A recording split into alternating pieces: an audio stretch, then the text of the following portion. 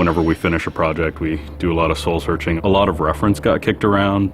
The Seven Samurai, the Magnificent Seven. We talked very early on about showing off a more human approach to Spartans. We definitely focused on trying to go back to sort of the core of what made Halo CE, the Combat Evolved, the sort of phenomenon that it is. I remember my first time playing Halo, and I was in that first level, and after winding through these technical corridors, fighting aliens, and then I step out into this world, and it just opens up in front of me, and it's beautiful and alien and huge. That was a sort of seminal moment for me, and I think that's part of what we want to capture in Reach.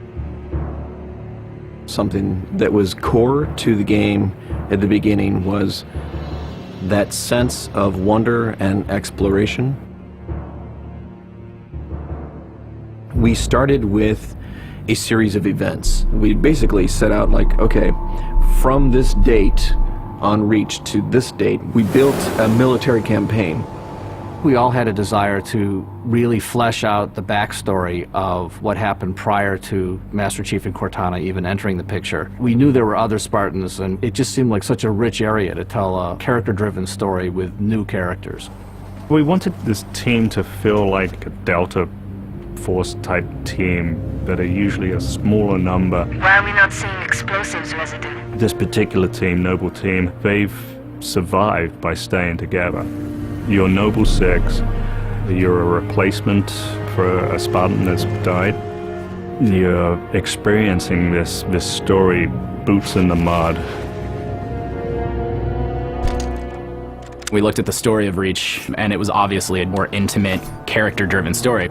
We really needed the attention to real-world detail, trying to make these characters' faces really feel like believable. We started everything over from scratch, came up with a whole new rig for how we animate faces and also how we approach like texturing them, modeling them, everything, and just put a lot more time.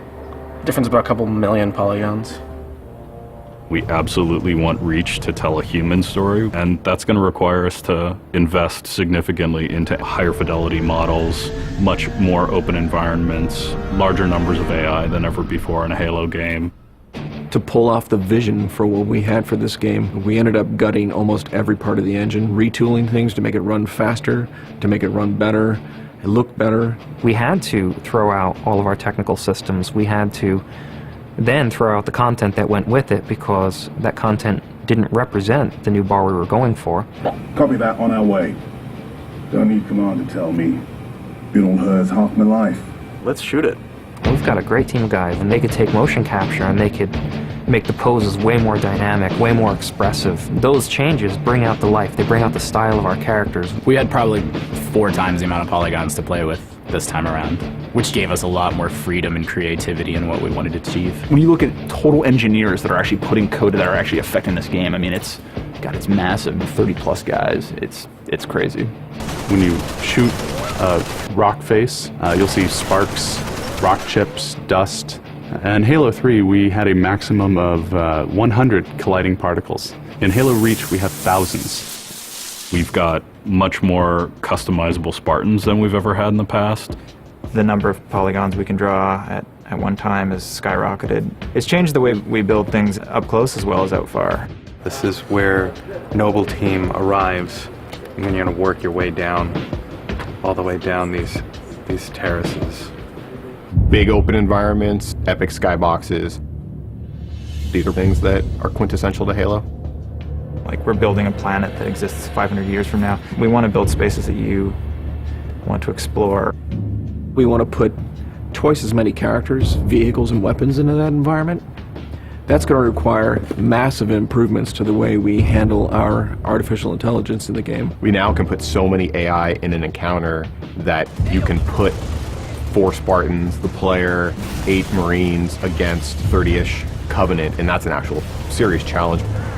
Bringing the elites back was something that was really a true joy for us because they're such an awesome character to fight. What if the Spartans and the soldiers don't actually understand what the aliens are saying? What's that going to feel like? What if we can get back to having the aliens feel really alien and threatening? these people and this planet and this story deserve something new and different. Just a different underlying sense of tragedy, heroism. We're rebuilding everything from the ground up.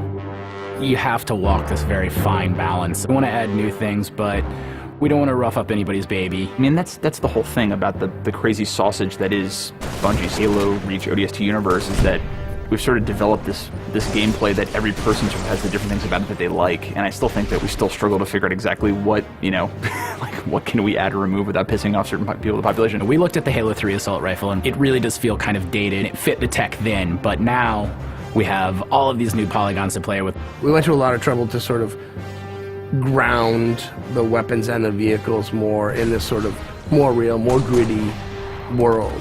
We refined a lot of the weapons to push them into their particular role, and that role is defined a lot by range and the range of combat that you're going to play. For instance, the DMR, which is this sort of medium to long range suppression marksman rifle. It's going to be a sandbox game. It's not going to be a carefully scripted game where every movement of the AI is controlled by a mission designer. It's much broader than that. It allows the player to deal with encounters in their own specific way. There's definitely going to be offhand grenade throwing. There's definitely going to be vehicles.